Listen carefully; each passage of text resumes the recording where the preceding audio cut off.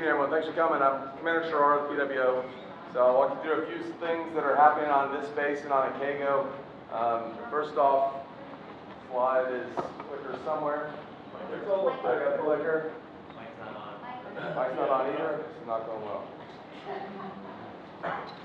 I am Commander Sherrard, Public Works Officer. So thanks for coming tonight.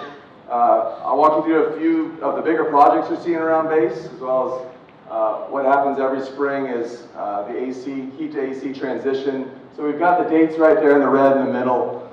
Based on analysis of several prior years' temperatures, we follow CNIC policy and we pick a date. So 2 April is a no later than heat will shut off.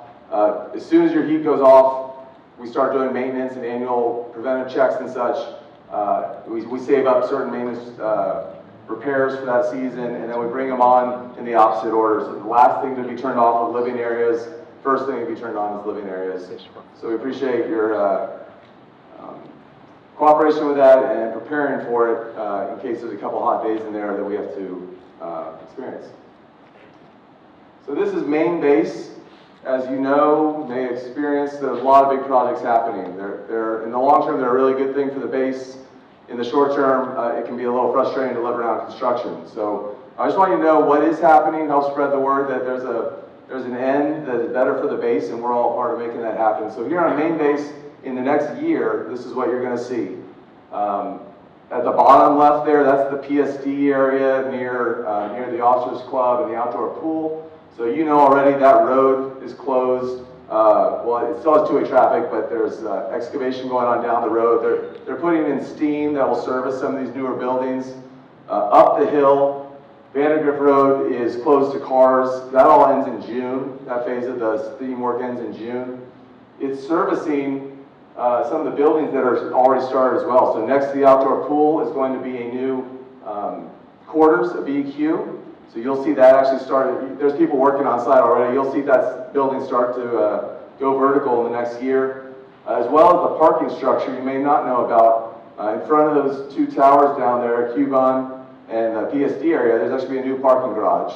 So that will service not only PSD and Oak Club and the towers there, but just a new parking garage in the vicinity in front of base should be a good thing that we need. So in the next year, that's what you're going to see. There's many more phases that will go on for somewhere between 5 and 8 years will be the end product of all this. But the next year, help us work with that. The green areas are laydown areas, so a contractor has to put in job boxes and equipment and other things. On to Akego, similar things are happening. In addition to the townhouses, there's a lot of townhouse work that housing will work with you on and talk about. These are some of the other projects as part of what we call the host nation program. So the government of Japan is actually paying for these and contracting them.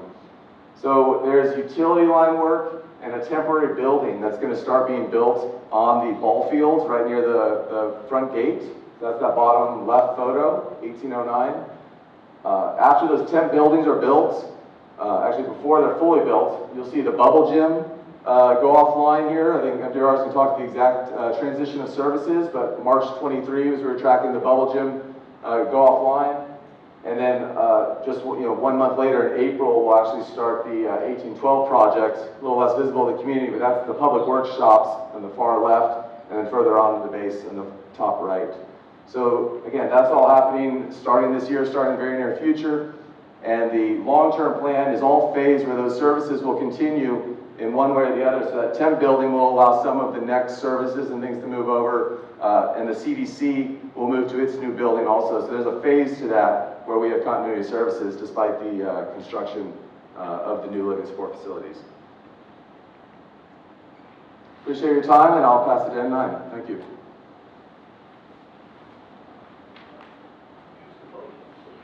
the podium.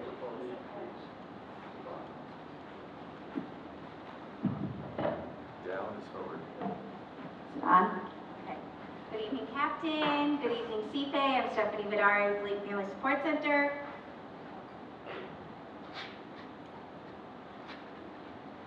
Okay. Here are some upcoming events that we have coming up in March. We are hosting 2 career fairs. One will be hosted here on main base, The other will be taking place in Ecago. So for anyone that's interested, thinking about looking at employment opportunities, please come out and see us and talk to the agencies here that are going to make themselves available to see and talk and let you know what's available currently for positions. We are also offering a modeling fair coming up on the 18th of March that will be taking place at Fleet Rec in the basketball courts. We are offering 2 separate sessions. So if you have any interest in either for yourself or for your children, they do the photos. We have all the agencies that come in from the local communities. So come on by and check it out, and who knows, you might have some opportunities for you or your family. Coming up in April for future events, we are looking at the Month of the Military Child as well as Sexual Assault Prevention Awareness Month. So we're going to have a lot of activities that are happening during the month of April. I've highlighted for you some of the most popular ones. During the weekend of 15 and 16 April, the Tiny Tot Swap will be happening at Party Gym. So that's a 3-day affair. They will be looking for volunteers to support that effort. So please come out if you have small children. It's a really great opportunity for you to pick up items at no cost. Also, the last weekend of the month in April, another very popular event for the community, the Buy Nothing Boutique. So again, they close down the gym, people bring in donated items, and people have one day where they can go through and look and pick up items for themselves and their families. So they've been very popular. Please come out and support those events. And then lastly, another big event for Fleet and Family in April is our Volunteer Appreciation event that will be, hopefully it'll be decent weather, it'll be outside of Party Pavilion, and that is for us to recognize all of the volunteers and their efforts they provide to this community throughout the year. So there are highlights for our upcoming months, and we hope to see you at the center. Up next, I will welcome Miss Marissa Johnson from MWR.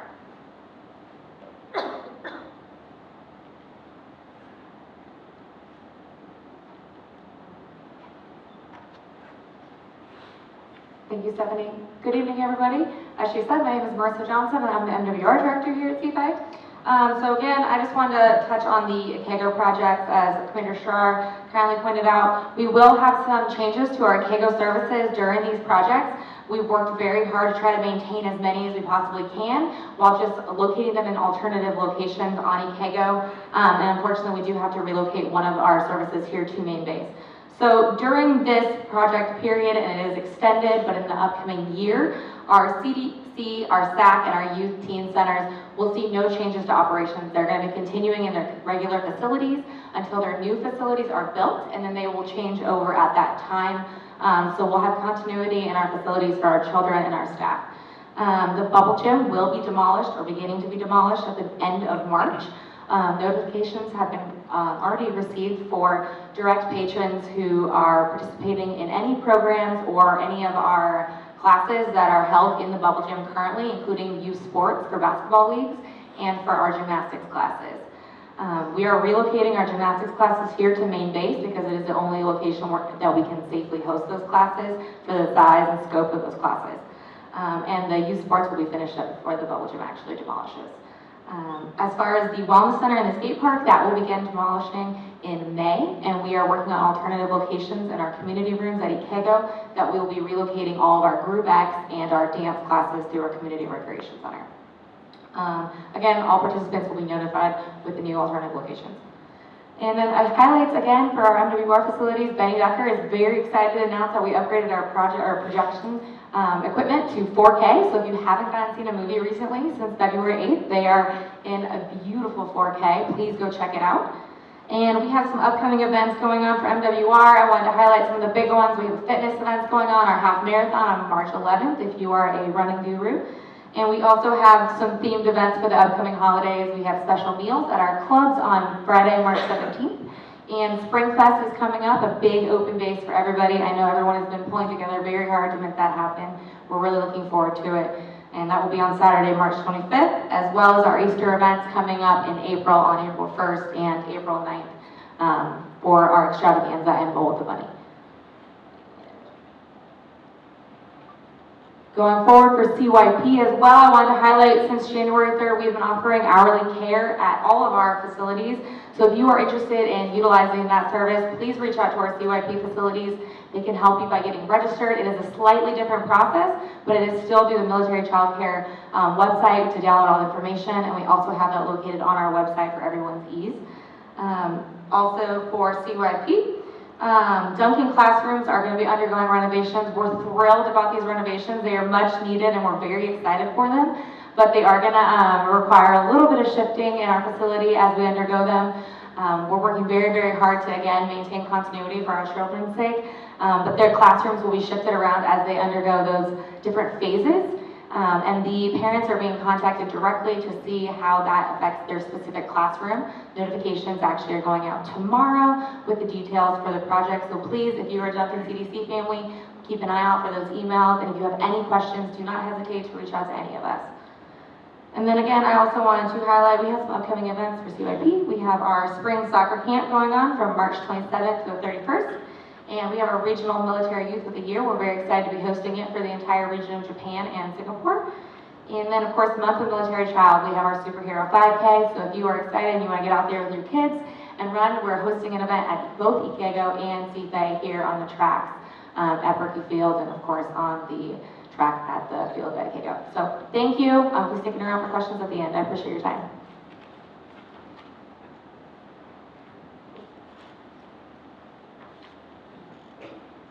Well, good evening, Captain.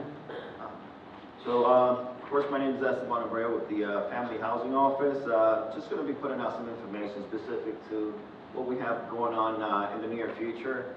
Specific to March, our tenant satisfaction survey, which was something that normally would come up in October.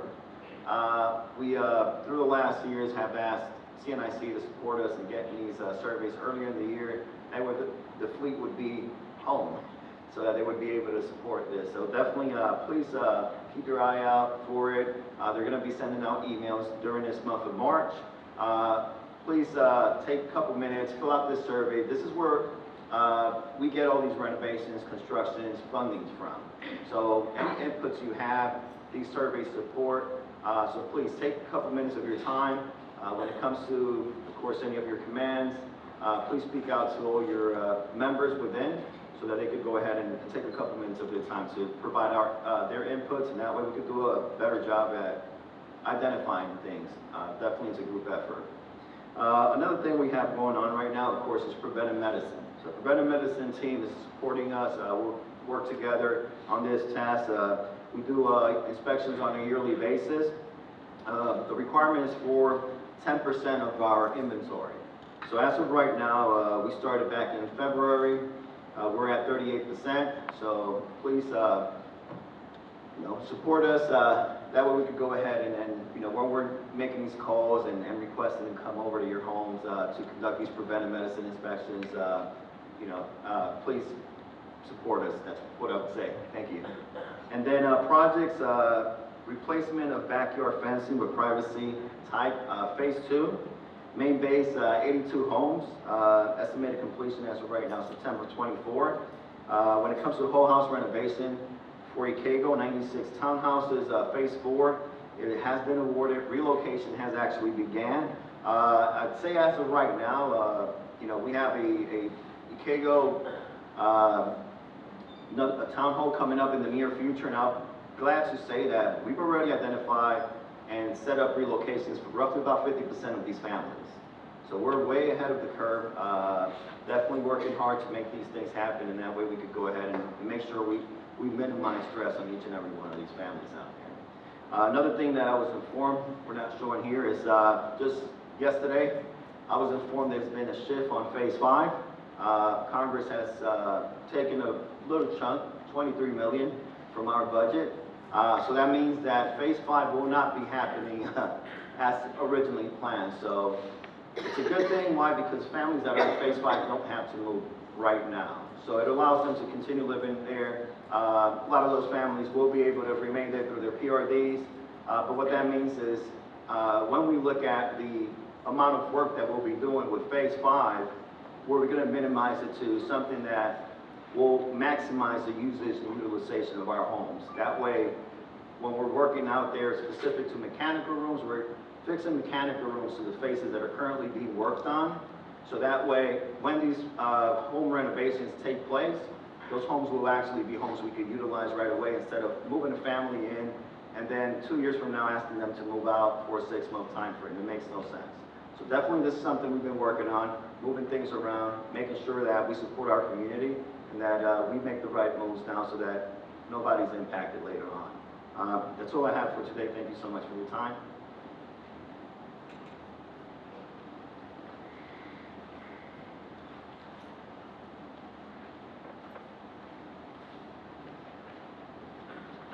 Good evening, I'm Dean Land, I'm the Safety Director for CFA. I just wanted to point out, we initiated this a couple months ago, but I want to make sure everybody knows this, so I'll put it out again, that we have changed the driver's license requirements. You can now it's now walk-ins only.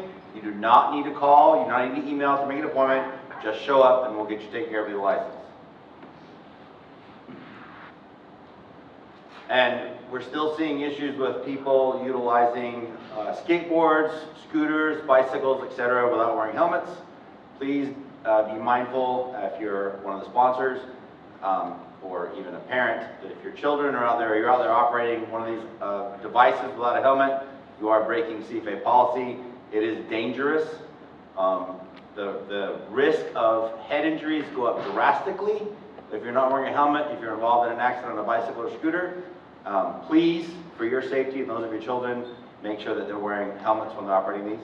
And we recommend that you wear knee and elbow pads operating a scooter or a skateboard. They are not required unless you're on the actual skate park. But please, ask your children or get them for your children, enforce that rule, keep your children safe. And that is all I have.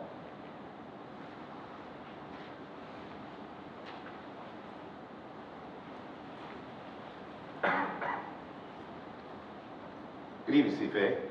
I'm Master Chief Blakely from Security Department. Some of our ongoing areas of focus are abandoned vehicles and bicycles. So parking can be challenging on board the installation with the amount of new construction that's going on and the projects. So let me go through some of the things that get your vehicle impounded. If your vehicle is illegally parked for any unreasonable periods of time, we'll tag it, make sure it's there for a reason, and then we're going to come back and get that vehicle. If it interferes with traffic operations, right, creates an unsafe hazard. If it's disabled by accident, we're going to respond to the accident, but then we got to get that vehicle moved. If it's left unattended or adjacent to a restricted, controlled, or off-limits area. And if that vehicle is abandoned, if you think it could be leaving the island, make your best effort to sell that vehicle, even if it's at a loss. Bicycles. We have a big influx of bicycles, and while we promote that culture of fitness, take a bike with you. If it is left here, we have a lot of bicycles on base that are rusting out, or they create eyesore. So we're rounding those bicycles up, and today we had 143 collected. Please take those bikes with you. All right, so our future areas of focus include the school safety zones. So this has been a big hot button item. No school drop-off zones. Please do not create your own area to drop off and pick up your children. It's creating an unsafe environment out there. And one of the things that's paramount is the safety of our students. So expect to see additional security force presence at the schools. The speeding zone at the school, or school speeding zone limit, is 20 kilometers per hour. I'm no mathematician, but I looked it up. That's 12.4 miles per hour. So it's really a trot. Like we said again, that's for the safety of the students. So please make sure you're obeying the speed limits. Distracted driving to include cell phones, eating, driving, while you're drinking, just don't do those things either. Obey your traffic laws. Utilize your crosswalks. If it's a high area of traffic, press the button on the pole so we can get the lights illuminate so drivers can see. Right. Parking lots at NEX, commissaries, post office, vets, or any other additional service are designated for customers and not for long-term parking. It creates a problem when somebody's trying to go to the post office and there's cars parked there that are not utilizing those services. So also expect additional security presence at those areas.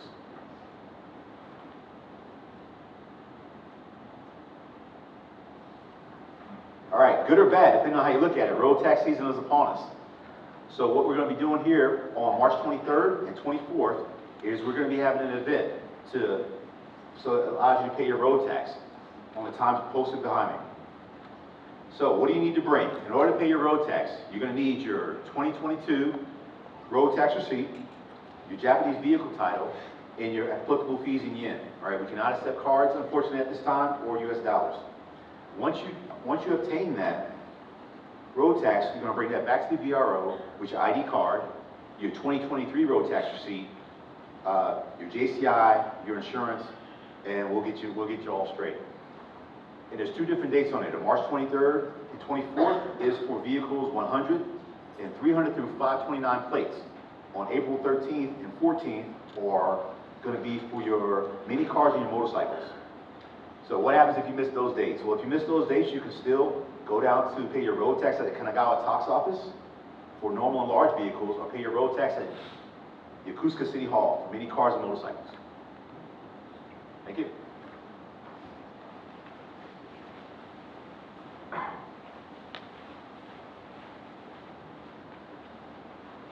Good evening, CFA. My name is Lieutenant Taylor, and I'm the Emergency Management Officer here. So currently for our EM department, one of our big exercises coming up is March 21st to the 23rd, which is Reliant Gale 23. It's an opportunity for the installation to exercise some of our response efforts in the T-Core 1R phase. What's not mentioned up there, but what we can expect late April, early May, is to do typhoon readiness, which is we will hope to use as our kickstart to typhoon season. As you can feel outside today, it was pretty warm, so we can anticipate the weather's going to start changing soon. So what's imperative for the installation for Reliant Gale, there's potential for CDNS notifications, fire drill demonstrations, as well as potential for road or facility closures depending on where those recovery efforts are. So just be alert as we're gearing up for keeping the installation and our CFA team prepared for the coming season. And then just lastly, emergencies can always happen at a moment's notice, so know your risks, whatever your family composition looks like. Make sure you know what you're working with, whether you have tools and resources available. Make a plan and then take action to get those items. So that way when things happen, we're more proactive than reactive. But there's great resources out there. If you have any questions, contact the CFA EOC at the contact information. We are on Google, so you can Google CFA Emergency Management. First link that comes up, and if it's not, let me know so I can work the algorithm maybe. But that's all I have. Thank you.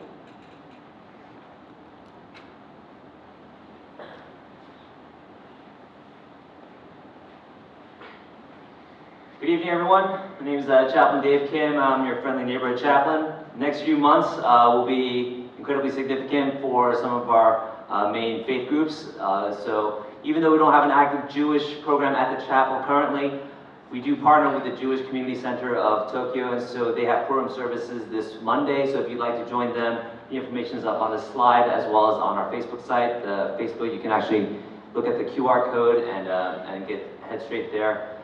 We'll also post their Passover services once they become finalized, so they haven't finalized those yet.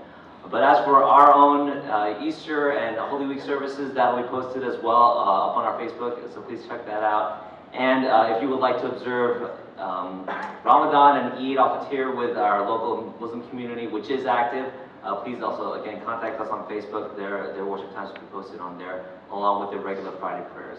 As always, if you don't see your faith group represented and you want to serve as a religious lay leader or a civilian worship provider, please contact us. We're always looking for volunteers to help us serve our community. That's all I have. Thank you.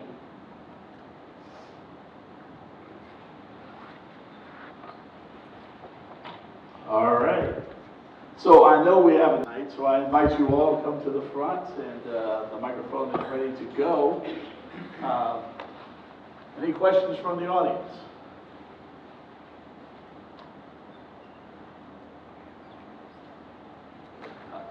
All right, our new principal from Sullivan's would like to come down, maybe even introduce yourself. That's what I was going to do first. Good evening, everyone. How are you? My name is Dwayne Jefferson. I want to introduce myself as the principal from Sullivan's Elementary School. I come to you from Iwakuni. I spent 5.5 years in Iwakuni.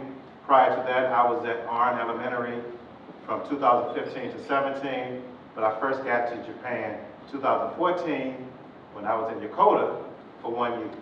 So now I've come full circle and hit all 4 armed forces. So I've been at Air Force, Army, Marine, now Navy. And I'm glad and excited to be here. But I did have a question, and it was for the driver's license. Being that I have my SOFA driver's license here from Iwakuni, do I have to still go to the AOB to take the class? Okay. No, you do not. Just come to my office and we'll take care of it. Thank you, sir. One less thing I have to do so I can concentrate on the students. Thank you. All right. Okay, plenty of microphones. I'll come to you. Esteban, housing, his question is. Well, mine is not a question, it's actually more of, I wanted to put out some information that I wanted to mention, that I forgot to mention earlier, so my apologies. And it has to do with home-based businesses, and also craft fairs. So we're looking at craft fairs. Of course, right now we're looking at different options, so we're looking at testing Ikego first, for those home-based businesses that want to go out there and start, selling their items out there. So, like I said, first we're going to be looking at Ikego, look how that goes, and then in the future we're definitely going to be looking at main base as well. So, if anybody is interested in with their home-based businesses and they want to sell any of their crafts, please keep your ears open. More information to follow. Thank you. All right. I'm excited for the craft fair. Who else is? Anyone? Anyone? Got a few hands. Got a few hands. All right. No questions. All right, sir. Floor is yours. Okay, everybody, listen. So a couple things that we've been working on real quick is we've been working on AmeriCable. So AmeriCable's been working with their firewalls and their network configuration to get things fixed. So for me, I have a master in computer science, I'm a software engineer, so when you're a hammer, the whole world looks like a nail. So we kind of got into it with our N6 department, and we went through and we kind of looked at it, and they're working with the Navy Exchange. You guys are on track, and the Navy Exchange recently took over the contract for AmeriCable, so they're renegotiating with them. So the whole goal is to increase the service. So the other thing that we're doing is we're also doing market research with SoftBank, Docomo, and KDDI. So we're bringing them on the base and we're asking them, hey, what are your plans to expand? The whole idea is to get 5G coverage throughout the base. Once we're able to get 5G coverage throughout the base, you could get those air cards that they sell, and you could get Wi-Fi in your home with 5G. That's kind of where we're really working, so we're going to try to create some competition without having to lay all that fiber throughout the base. The issue is it's cost prohibitive. So, but it looks like SoftBank is moving forward faster than we thought they would. In order to put a 5G tower up, it costs $10 million. So in order to get the amount of coverage that we're really going to need for 5G, it's going to cost about $10 million a tower. And those were the numbers that were quoted to us by SoftBank. But you'll see them here on the base from March 13th to March 15th. They're going to be driving their signal analyzer around, just measuring for service and for coverage to see if there's any drop zones, so they could kind of fix that. But that's really where we're going for, and we really think that this is a big quality of life item. We understand that sometimes AmeriCable's been having some significant drops in coverage. It's not really so much the speed when you look at it. It's a lot of times it's the drops in the coverage.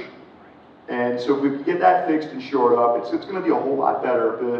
But the guy on my team that's really been spearheading it is Mr. Larry Kreiner. He's our N6, and he's really been on it. And he's been partnering with Charlene DeBose and the Navy Exchange team, and they've been great partners. So I just wanted to make sure that I brought everybody up to speed on what's going on with that, because I know a lot of times if you're trying to do anything at home, or a lot of times folks are trying to work from home, or they're trying to contact the States or do a Zoom, and everything's dropping, it is less than helpful. So we're working to address it. Charlene? Yeah, so there was some comments that came down that was asking that AmeriCable be on the ICE system. So I had them added under the Navy Exchange this morning, so that you do have that avenue. But the vice president of TPO, who is over this contract, is really asking that people continue to call in because they are tracking those service calls and what they're about so that they really know where they need to address and what the issues really are. So I just encourage you, the ICE system is there, but please keep those calls going to AmeriCable as well. All right, thanks, Charlene. And then, you know, once again, as PWO kind of pointed out with all the construction and the traffic, parking's getting tighter, so we're really kind of prioritizing, one, making sure we get our parking garages up on time. Those projects we're tracking with alacrity. And then the other thing is just to make sure that if any cars do look like they're abandoned on the base, it's 3 strikes and you're out. So if you abandon your car, as quick as I can get it towed, we're getting it towed, and as quick as I can get it junked, we're getting it junked. And, you know, I got the lawyers trying to slow me down, but the faster I can get it towed, the faster I can get it junked, the quicker I can open up a spot for everybody.